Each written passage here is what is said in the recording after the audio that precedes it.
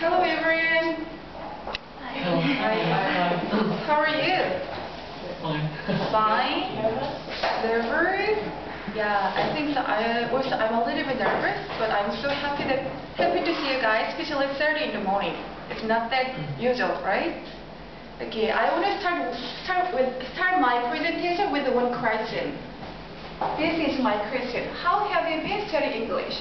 I guess people here taking a same class, same program, which is a presentation. I guess everyone has experience to study English, right? So far, how have you been studying English? Like, I feel like I'm real lecture. Okay, like how? At home yourself?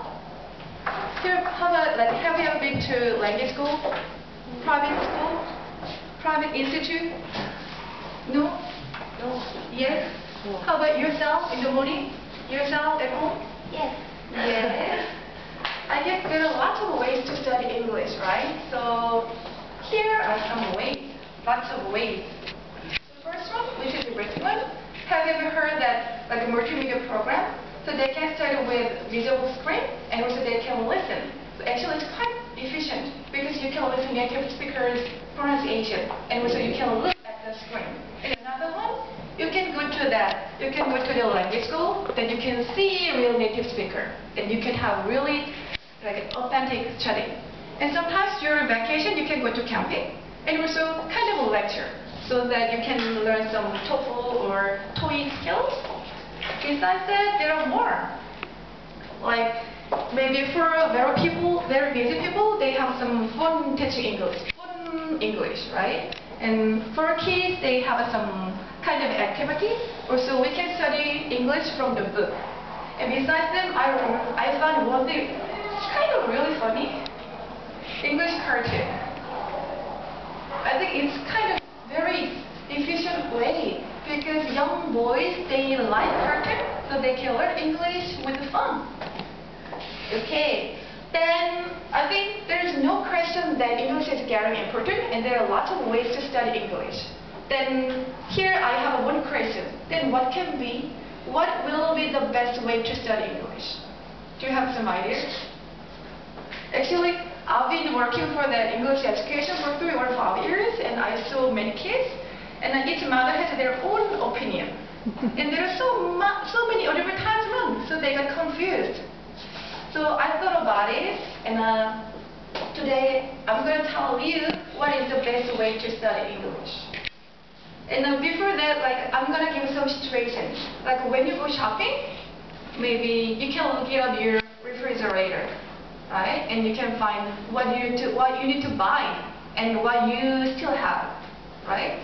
And guess what? Your refrigerator. Maybe your shopping list can be same with me. Maybe no, right? So I can see every learner, their needs is different, right? So their way will be different. So their concern, what do they like? They prefer will be different. To their culture, their background will be different. Or to their age will be different. Or to their experience. Like some people have been to abroad and some people never been to study English either. And also learning style is different. They want to study hearing or they want to study with the visible things, right?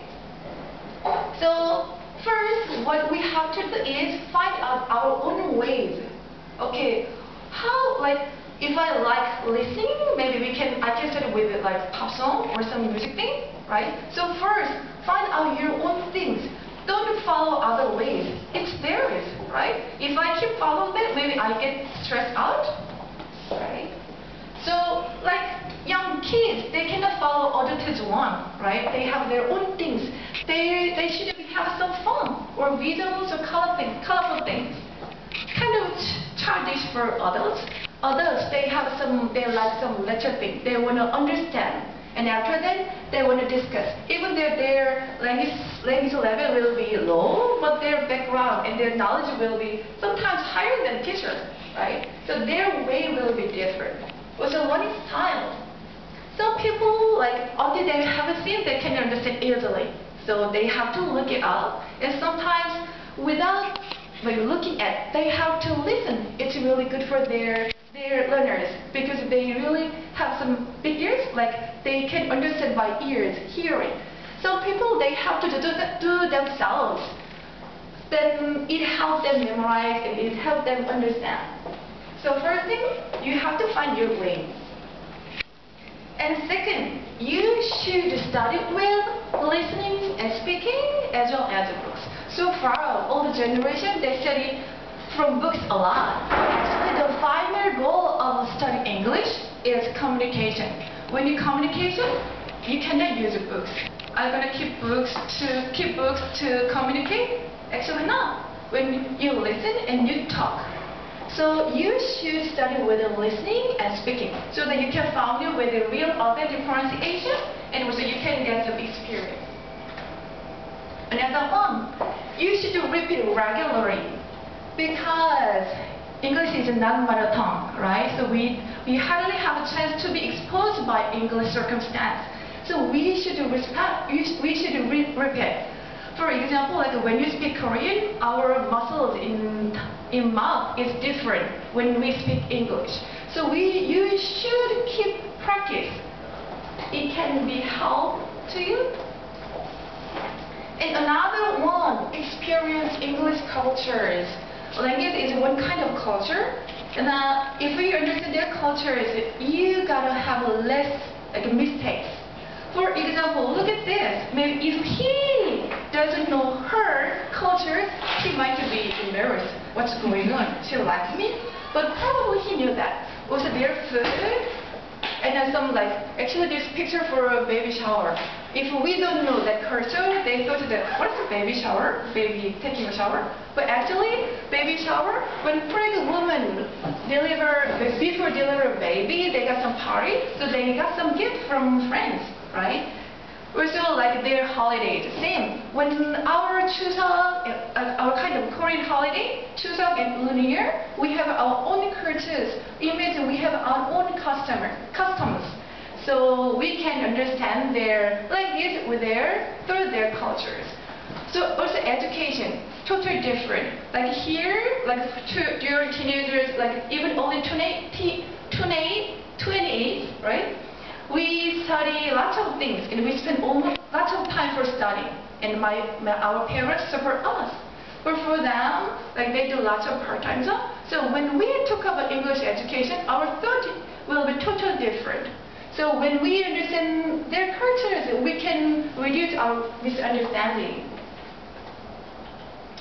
And the last one, I think it's very important. Don't be afraid of mistakes. So many people really got timid or afraid. Oh, is it right? Well, actually, the communication, when we speak, we never pick on their mistakes, right? We really understand. We really try to understand them. So they cannot find our mistakes. And if you concern about your mistakes, you will miss their key points.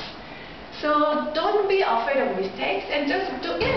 By mistaking, you can improve a lot. So lastly, with my conclusion, I want to remind 5 ways which I mentioned so far. First, find out your own ways because our person is different. We are totally different person. Totally different. So our own ways will be different. So make sure that what way will be good for you to study English. Second, study English as listening and study English with listening, speaking as well as books. You know, as I told you, the final step will be communicating with people. So you gotta listen and speaking so that you adapt English. And repeat regularly because I know it's our situation. We are EFL students. If there are lots of maybe foreigners, then we don't need this one. But so far we study English here in Korea. So we have to repeat so that our muscles can be used to, so that we can have a right pronunciation for English. Third, experience English culture. As I told you, also language is one part of culture. So when you knew that their culture, you can understand them more. And lastly, don't be afraid of mistakes. I think it's good for everything. I mean, when you learn new things. When you're afraid of mistakes, maybe you have a less chance to practice. So just go for it. And I truly hopefully that these 5 ways can help you to study English. And I really thank you for your time, and I really appreciate your attention. Thank you very much.